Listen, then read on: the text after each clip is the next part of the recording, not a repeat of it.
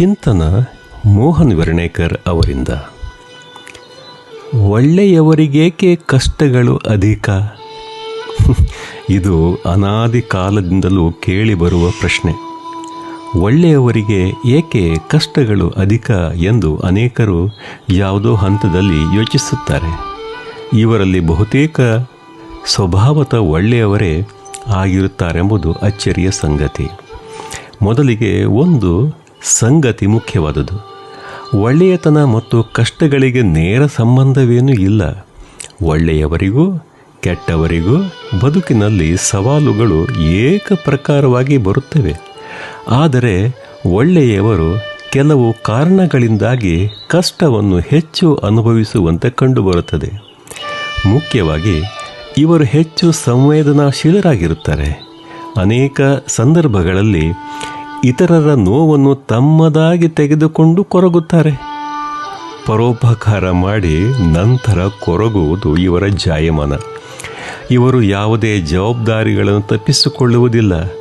ಕಷ್ಟಕರ ನಿರ್ಧಾರಗಳನ್ನು ಎದುರಿಸುತ್ತಾರೆ. ಇವರು ನ್ಯಾಯ, ನೀತಿ, ಧರ್ಮ ಮೀರಿ ಹೋಗುವವರಲ್ಲ.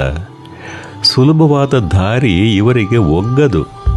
ಸರಿಯಾದ ದಾರಿಯನ್ನೇ ಆರಿಸಿಕೊಳ್ಳುತ್ತಾರೆ. ಅದು ಕೆಲವೊಮ್ಮೆ ಕಠಿಣವಾಗಿರುತ್ತದೆ. ನಿರೀಕ್ಷೆಗಳು ಹೆಚ್ಚಾದಾಗಲೂ ತೊಂದರೆಯೇ.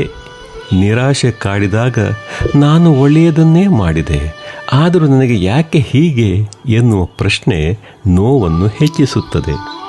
ಆದರೆ ಇಲ್ಲಿ ಇನ್ನೊಂದು ಅಂಶವೂ ಪ್ರಧಾನವಾದದ್ದು.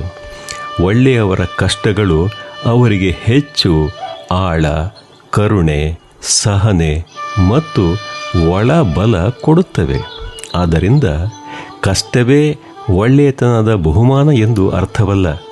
ಆದರೆ ಕಷ್ಟವನ್ನು ಅವರು ಎದುರಿಸುವ ರೀತಿಯೇ ಅವರನ್ನು ವಿಭಿನ್ನರಾಗಿಸುತ್ತದೆ, ಮತ್ತಷ್ಟು ದೃಢಚಿತ್ತರಾಗುವಂತೆ ಮಾಡುತ್ತದೆ. ಒಂದು ಚಿಂತನೆ ಹೀಗೆ ಹೇಳುತ್ತದೆ: ಬಿರುಗಾಳಿಗೆ ತುತ್ತಾಗುವ ಮರವೇ ಬೇರುಗಳನ್ನು ಇನ್ನೂ ಆಳಕ್ಕೆ ಬೆಳೆಸಿಕೊಳ್ಳುತ್ತದೆ. ಆದ್ದರಿಂದ ಒಳ್ಳೆಯವರಿಗೇ ಕಷ್ಟ ಅಧಿಕ ಎನ್ನುವ ಕೊರಗು ಬೇಡ. ಅವರ ಒಳ್ಳೆಯತನವೇ ಅವರನ್ನು ಕಾಪಾಡುವ ಧೀಶಕ್ತಿಯಾಗಿರುತ್ತದೆ.